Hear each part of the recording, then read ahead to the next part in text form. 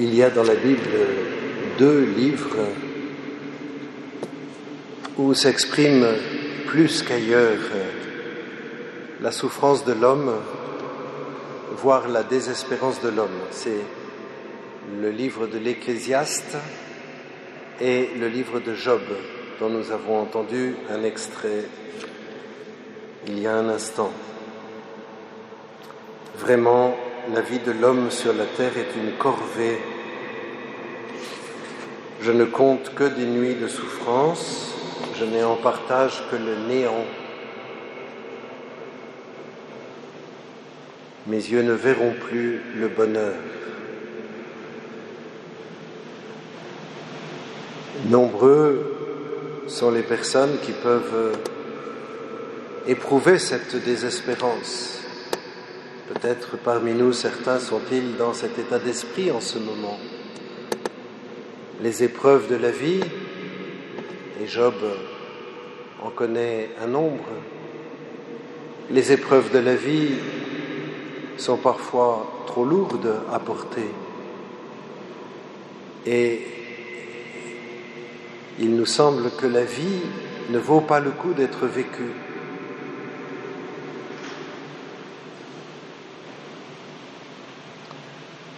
Notre monde qui a perdu de vue le mystère du Créateur, de celui qui donne la vie. Notre monde contemporain pense que quand la souffrance est trop grande, il vaut mieux tuer la personne, que c'est un bien.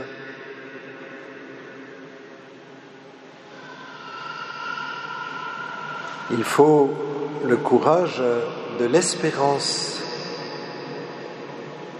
pour porter la souffrance et pour continuer d'affirmer que la vie vaut le coup d'être vécue. Très tôt, Thérèse vit ce monde-ci comme si c'était un exil. C'est un mot qui revient très souvent. L'expression « cette terre d'exil » pour parler du temps où nous vivons revient fréquemment sous sa plume. Et pour elle, la véritable patrie, c'est le ciel. Et nous sommes ici en exil. C'est au passage ce que l'Église chante dans le chant du Salve Regina, où nous nous nommons Exules filii Eve, les fils d'Ève exilés. Mais sur la fin de sa vie, dans ces dernières paroles que ses sœurs prennent à la volée, sœur Marie de la Trinité a noté ceci, où Thérèse dirait « La vie n'est pas triste, elle est au contraire très gaie. » Thérèse est dans ses derniers jours. La vie n'est pas triste, elle est au contraire très gaie. Si vous disiez « l'exil est triste », je vous comprendrais. On fait une erreur en donnant le nom de vie à ce qui doit finir. Ce n'est qu'aux choses du ciel, à ce qui ne doit jamais mourir, qu'on doit donner ce vrai nom. Et à ce titre, la vie n'est pas triste, mais gaie, très gaie. Quelle belle distinction. La vie n'est pas triste, elle est au contraire très gaie. L'exil où nous sommes fait que nous ne jouissons pas de la plénitude de la vie. Et lorsqu'un jeune homme demandera à Jésus « Qu'est-ce qu'il faut faire pour obtenir cette vraie vie ?» En langage évangélique, la question c'est « Que dois-je faire pour avoir en héritage la vie éternelle ?» Mais ce que cherche cet homme, c'est la vraie vie. Jésus ne lui répond pas « Meurs et tu auras la vraie vie ». Il ne lui dit pas « va te pendre et tu auras la vraie vie ». Il lui dit « observe les commandements, détache-toi de tout et suis-moi ». Le chemin de la vraie vie, frères et sœurs, c'est Jésus. Le chemin de la vraie vie, c'est Jésus. Et Thérèse le dit à un autre endroit, dans une lettre à sa sœur, à Mère Agnès. Elle écrit « Oh, que la terre est exil ! Il n'y a aucun appui à chercher en dehors de Jésus, car lui seul est immuable. » Il n'y a aucun appui à chercher en dehors de Jésus, car lui seul est immuable.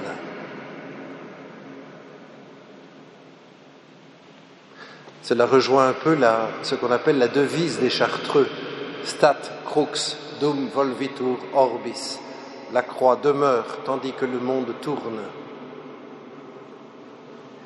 Et Thérèse continue. Quel bonheur de penser qu'il ne peut changer. Quelle joie pour notre cœur de penser que notre petite famille aime si tendrement Jésus. Et un peu plus loin, demander à Jésus que le plus petit, que le dernier ne soit pas le dernier à l'aimer de toute sa puissance d'aimer. En comprenant comment Jésus est ce qui est stable, immuable, et comment connaître Jésus permet de traverser cet exil, cette terre d'exil et les épreuves de la vie, Thérèse a en même temps le désir que toute personne connaisse Jésus et en particulier les plus petits. Et nous savons qu'elle entre au Carmel pour les pauvres pécheurs, pour gagner des âmes à Jésus, c'est-à-dire pour que tous puissent invoquer le nom de Jésus. C'est ce que fait Jésus. Allons ailleurs dans les villages voisins afin que là aussi je proclame l'Évangile. C'est pour cela que je suis sorti. C'est pour cela que je suis sorti ce matin de Capharnaüm. Mais allons plus loin. C'est pour cela que je suis sorti du ciel pour venir sur la terre, en cette terre d'exil, pour proclamer l'Évangile, c'est-à-dire pour apporter le salut aux hommes. C'est pour cela aussi que Paul va s'écrier « Malheur à moi si je n'annonçais pas l'Évangile. Je ne le fais pas de moi-même, c'est une mission qui m'est confiée. Mon mérite, c'est d'annoncer l'Évangile sans rechercher aucun avantage matériel et sans faire valoir mes droits de prédicateur de l'Évangile. » Oui, elle passe la figure de ce monde. Nous sommes bien sur une terre d'exil. Nous sommes faits pour le ciel, pour la vie avec Dieu au cœur de la Trinité Sainte. Et nous avons à aimer cette vie qui déjà est présente par le mystère du Christ, cette vie qui coule en nos veines par le baptême et particulièrement par l'Eucharistie. Nous sommes en cette terre d'exil, ayant en nous la puissance de la vie du ciel. Et c'est à cela qu'il faut nous accrocher fermement. Nous oublions parfois trop souvent que Thérèse est une carmélite.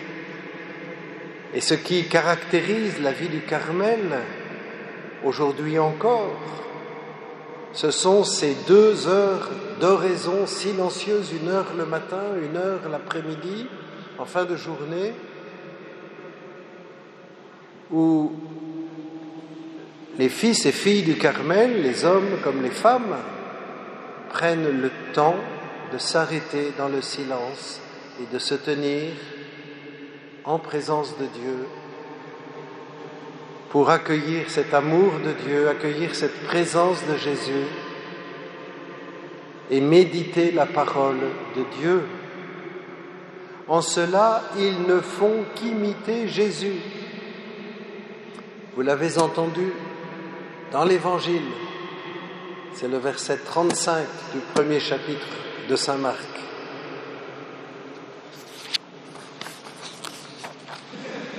Le lendemain, Jésus se leva bien avant l'aube. Il sortit et se rendit dans un endroit désert et là, il priait. Je pense que cette mention n'est pas anecdotique pour qu'on nous donne une anecdote de la vie de Jésus. Comme dirait le pape François en utilisant un gros mot, la vie de Jésus est paradigmatique. En français plus simple, elle est un modèle pour nous. Et lorsqu'on nous dit que Jésus se lève bien avant l'aube pour aller prier, c'est pour nous inviter nous-mêmes à nous lever bien avant l'aube pour aller prier, pour imiter le Seigneur.